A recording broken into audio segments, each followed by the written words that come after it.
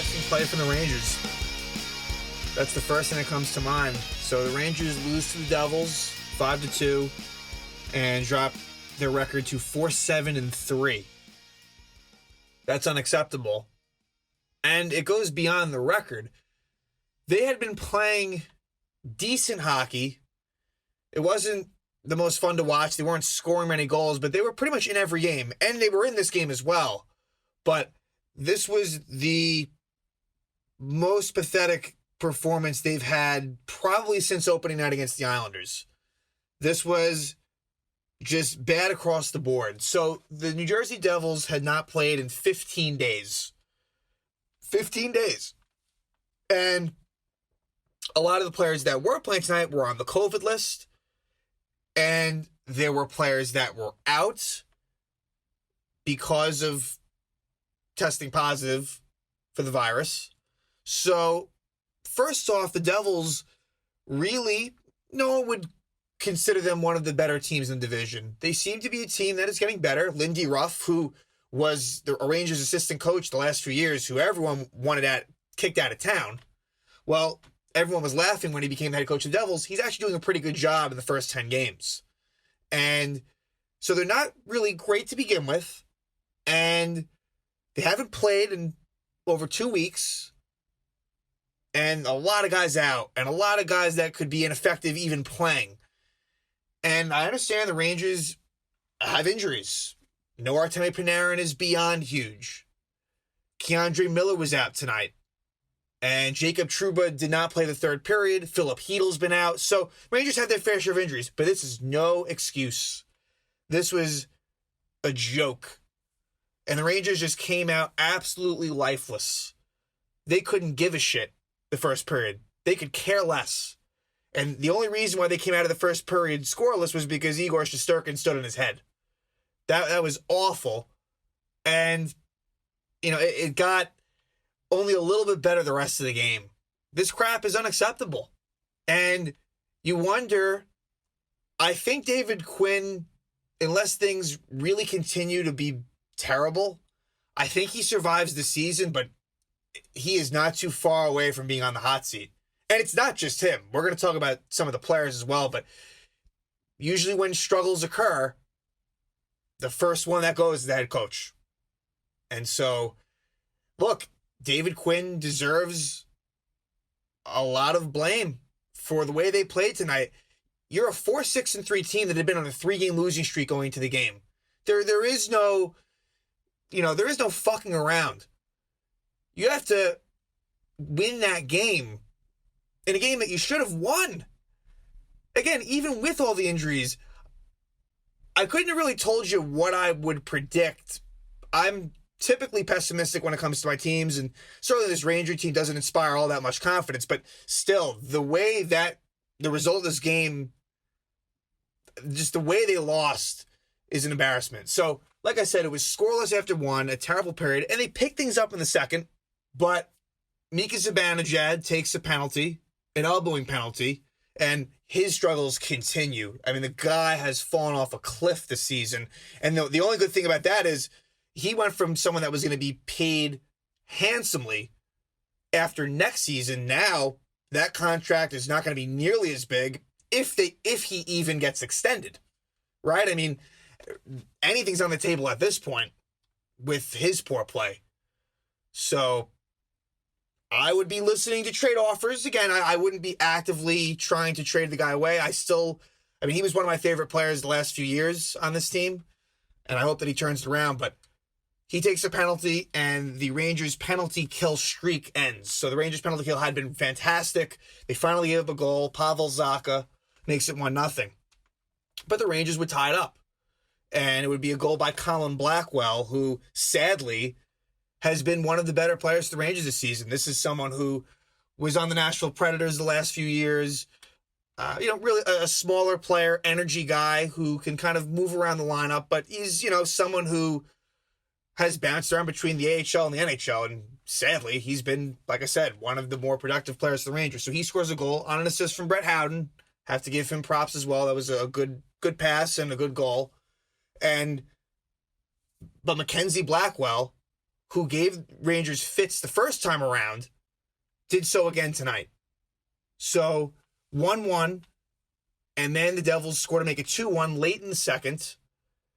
And it was a goal by Will Butcher, who played his first game of the season for the Devils, off of Jacob Trouba's skate. So it's nice to see that Trouba can score in any net, because he certainly can't score for the Rangers, but at least he's helping the Devils out. So that makes 2-1. But the Rangers tied up with about 30 seconds left in the second period. Pavel Buchnevich finally scores a non-empty net goal, his first goal since that blowout win against the Islanders, the second game of the season, and Chris Kreider gets his first assist of the year. So they tied up, and in fact, they actually almost gave up a goal. There was a bad turnover by Phil DiGiuseppe, but Shesterkin made the save. So it's 2-2 at the end of 2, and you're thinking, all right, the Devils, conditioning-wise, should not really be up to snuff in the third period. The Rangers should come out there and at the very least be hemming the Devils in their zone, dominating play. That was not the case. Not the case. And we found out that Jacob Trouba would be out for the rest of the game. Not sure how it happened. I believe they set up a body injury, but as much as I'm not a fan of Trouba, and I'm not, that is obviously he was eating big minutes, and even though the contract isn't what you want, and even though really offensively he provides nothing and is responsible for goals against, it is a big loss. So they were down to 5 defensemen. So you were seeing a lot more of Libor Hayek and a lot more of Anthony Boteto. And that's not exactly what you want. But again, I don't blame this on those guys. It's not on them. So about halfway through the period, Sharon Govich on a deflection gives the Devils a 3-2 lead. So you're thinking, okay, losing again, maybe we'll tie it up quickly again. Or at the very least, like, again, kind of pessimistic Ranger fan thoughts, like they'll have a million chances and Blackwood will stop them and they won't tie the game. No, it's worse. Nick Merkley scores to make it 4-2. And the Devils' depth players were doing great. I mean, Merkley, Kokkonen gets 3 assists. And like I said, Sharon Govich, who's been productive this year, but he scores a goal, like I said. So the Rangers down 4-2 with about 5 minutes left, and they wouldn't tie it. The Devils would get an empty net goal. Devils win 5-2. Continued poor play. And the Rangers, in the 2 games against the Devils, did not lead for a second. So, again, both games at the Garden. I know there's no fans, but still, you get that last change. It's just not acceptable that in both Devil games, Devils led the whole time. It was either tied or the Devils led the entire time. Devils wanted it more. They looked way more fresh, and that just should not have been... I mean, again, they haven't played at all, so you kind of expected them to come out hard in the first. And the Rangers were not ready for it at all. They were lucky to be tied, but even still, the third period was a joke. Total joke.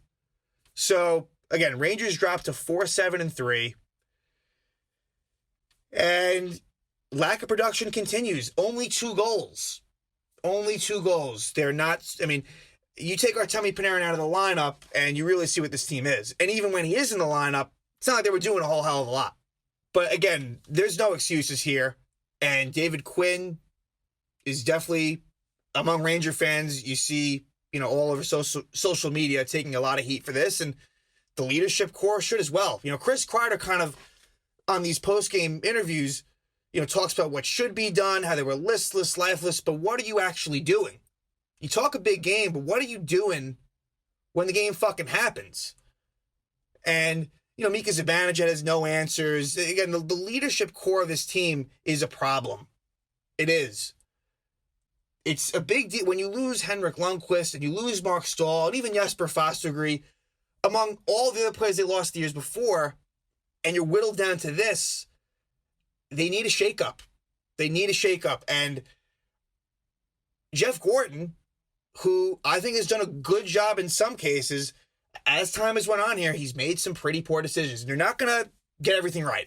You're definitely not going to. But it's, I don't know, his resume is slowly getting worse.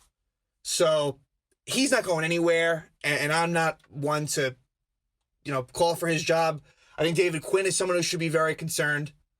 Maybe not this season, but maybe at the end of the season, if this continues. And I don't know how much better it's going to get. The injuries are mounting.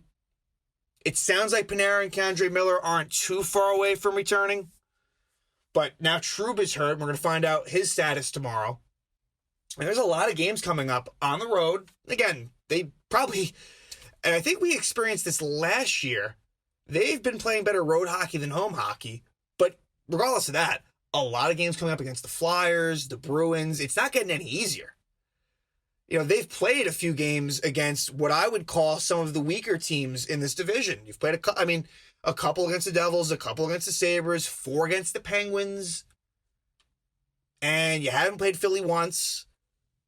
So, I know Philly is another team who's hasn't played in a little bit, and they have guys out due to COVID in a different situation to the Devils, but yeah, the Philly lineup is not going to be 100%, not even close. So we'll see who comes back on Thursday, and we'll see what they do at Philly Thursday, at Washington Saturday. Those are going to be big, but I've already kind of, I don't want to say checked out.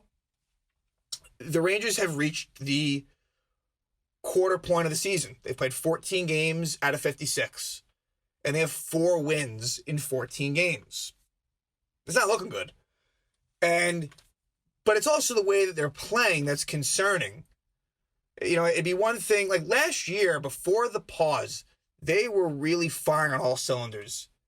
And I think a lot of that was because Panarin and Zibanejad were just playing out of their minds, right? I mean, that wasn't going to continue to that level. And we've seen Panarin this year, you know, statistically, you know, he's up there again. But then in the bubble, they look terrible. And I feel like that's been more them, what we saw in the bubble, than the great sort of 2-month stretch they had before the pause.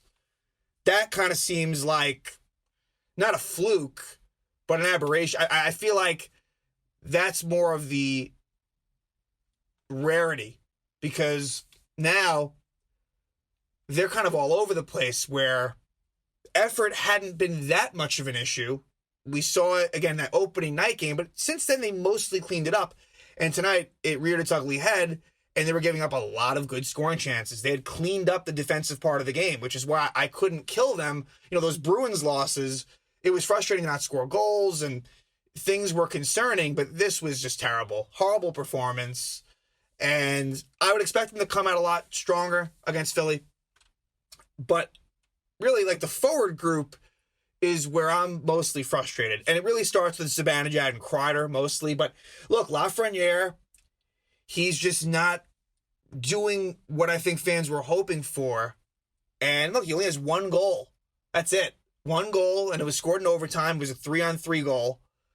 And I just feel like the whole situation right now, I don't want to say toxic, right? I mean, I guess people felt that way when D'Angelo was around, and now he's gone, and something just feels off with them, and there's no life to this team. So, and Kaapo Kakko, I still think, is playing very good hockey. He's going to be rewarded eventually. He has definitely been one of the best players on this team, for sure. And I think it's just a matter of time before he produces. It doesn't help when Ryan Strom's your center, but I do think that, you know, that's been one of the few bright spots. But again, really disappointing effort tonight against the Devils. And we'll be back with another episode after the Washington game on Saturday. So I will be recapping the Thursday Flyer game as well as the Saturday Capital game. Expectations aren't high. We'll see if anything comes out injury-wise on Jacob Trouba or anything else the next few days. And I'll talk to you guys soon.